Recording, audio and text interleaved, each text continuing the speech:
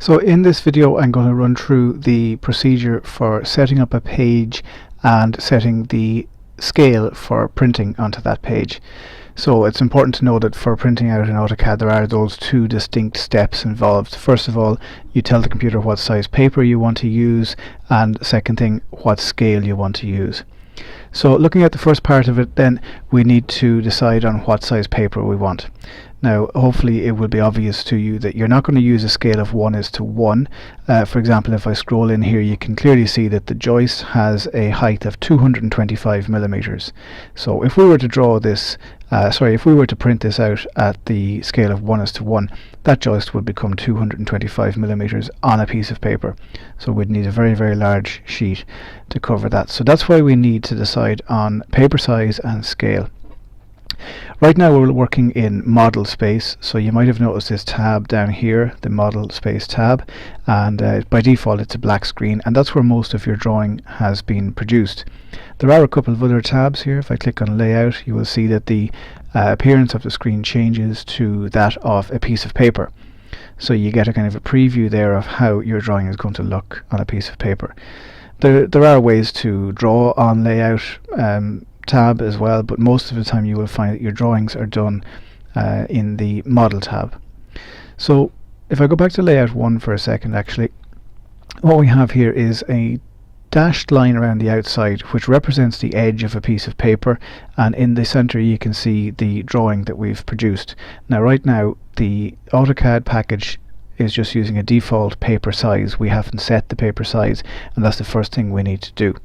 So to do that, what we need to do is come up to the main menu, so big red A in the top left hand corner, do a left click, scroll down here, you'll find a sub menu for print, and what we want to do is to go to page setup.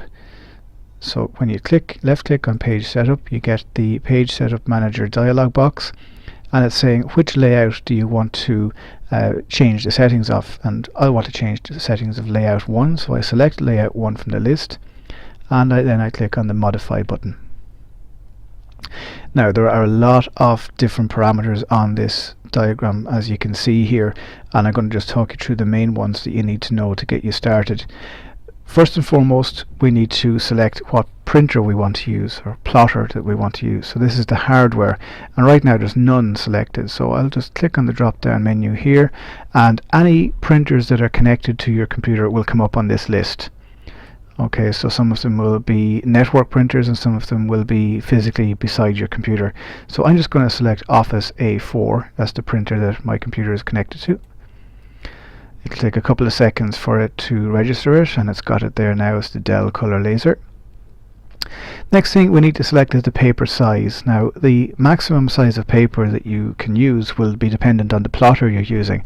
Obviously if you're using an A4 printer, the largest piece of paper you can use will be A4. But when we come to printing out on large format pages, you'll be using a plotter where we can go all the way up to A0 in size.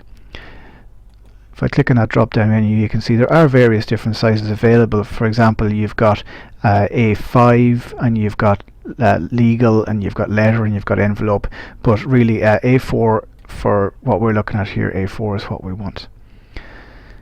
Next thing we need to look at is this setting for the plot area. What do we want to plot? Well, we want to plot the layout. Remember, we're looking at layout 1, and that's what we want to plot. There are options there. For example, you could print the display, which will print what you can see in the model space, but it's more common just to print layout. Plot offset, we can leave those as zeros. As I said, I'm going to just run through the bits that are important right now, and we can come back to those settings later and have a closer look at what they do. Plot style, again, this is one of the things we'll look at later on. We can leave it as none for the moment. Now what plot style will do is it will allow you to set different pen weights and line thicknesses and things like that. So it will become important later, but for now we don't need to worry about it. The quality, we'll leave that as normal, that's fine. Plot options, again, the defaults are all going to be okay. And do we want to print in portrait or landscape mode? Well, I'm going to print in landscape mode. As you can see from the drawing that's back here, I can't show it to you now. As you can see from the drawing though, it works better in landscape mode, so I'm going to print it in landscape. And the last setting, and this is arguably the most important one really, is the scale should be 1:1 and the unit should be in millimeters. There is an option there for inches, but we are working in millimeters. So scale should be set to 1:1 and the units are set to millimeters.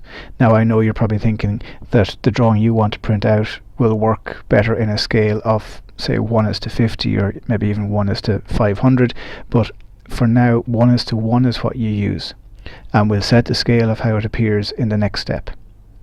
So when you've made those changes, again, quick recap, you tell it what printer you want to use, you tell it what size paper you want to use, you tell it that you want to print the layout, you tell it whether it's landscape or portrait, and you tell it 1:1 is the scale with units of millimeters.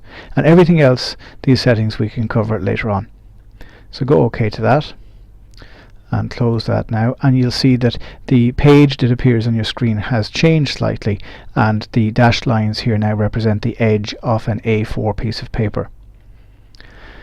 So right now the drawing we're looking at has no particular scale. We haven't controlled the scale. Back here in model space, if I go back in here for a second, the scale is 1:1. That floor joist, for example, is 225 millimeters in height. But when we go back to layout, we haven't controlled that 225. Obviously it's not going to be printed out as 225 mil. That would be almost the entire size of the piece of paper on its own, just that joist.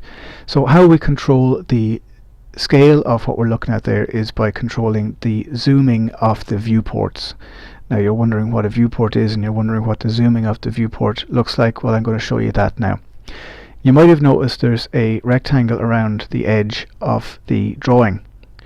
Well, that's the viewport. If you click on that, you will see that, if you double click inside it, you will see that the line becomes a thicker black line, and now I can pan around using my mouse. If I press the mouse wheel down and hold it down, I can move my drawing around, and also if I scroll my mouse wheel in and out, I can change the zooming of the drawing. Now if I double click outside, anywhere outside the viewport, that viewport scale gets locked, and if I try to zoom now, what happens is the entire piece of paper gets zoomed in and out. Not the object on it, but the entire piece of paper. So double click inside will allow you to zoom the object. Double click outside will allow you to zoom the piece of paper. And that's how we control the scale. So we're going to zoom this particular object to a scale that works on the piece of paper. Now the viewport itself can be resized. If you click on it, I'm going to make it so that it takes up almost the full size of the piece of paper. You can just grab the boxes and move them. Good idea to keep your viewports inside the dashed line. Remember what I told you, that dashed line there is the edge of the paper. So when you've moved your viewport, you can just press escape and it will leave it at that. Now this is the next stage, and this is the important bit. How do I get that to the right scale? Well, how you control it is in the very same way as you control the scale on the model. Double click inside the viewport to make it active, and on your command line we go into the zoom options. So we go Z, enter, E, enter will zoom extents. As before, we can see the entire thing, but we still don't know what scale that is. So here's how we zoom it to a scale. Now I'm just going to try this. I'm going to try a scale of 1:10 just to see how it looks. So on the command line, Z, enter. Now this time I want to zoom it to scale. So I click on S and enter. And 1:10 will look like this on your command line. It'll be 1/10xp. Press enter. So 1:10, xp stands for times the page. Now you can see what's happened. It has zoomed to a scale of 1:10. It's not sitting right in the paper. I can't see the entire object, so I'm going to try a different scale. So I'll go with that again. So Z, enter, S, enter, and I'll try 1:20. So it's 1/20 xp and press enter, and that's a little bit better. In fact, it's a lot better. I'd be happy enough with that. So just to show you again one more example, if we wanted to change that to a scale of 1:50, it would be Z, enter, S, enter, 1/50 XP, and it zooms to a scale of 1:50. And the key phrase there is it zooms to the scale. I'm going to go back to the scale of 1:20 because that fitted it pretty well. So Z enter, S enter, 1/20 XP, and press enter. And if you're happy with that now, you double click outside the viewport, and that way when you do move your mouse, you're moving the entire page forward and back, but you're not changing the scale of the object. So quick recap, there are two main steps in printing to scale. First one, you go to your page setup manager to select the right paper size and to select the right printer and things like that. And the second step is you set the scale in the layout tab. You set the scale of the viewport using the function Z enter, S enter, and then 1/20 XP if you want a scale of 1:20. Okay, that's pretty much it.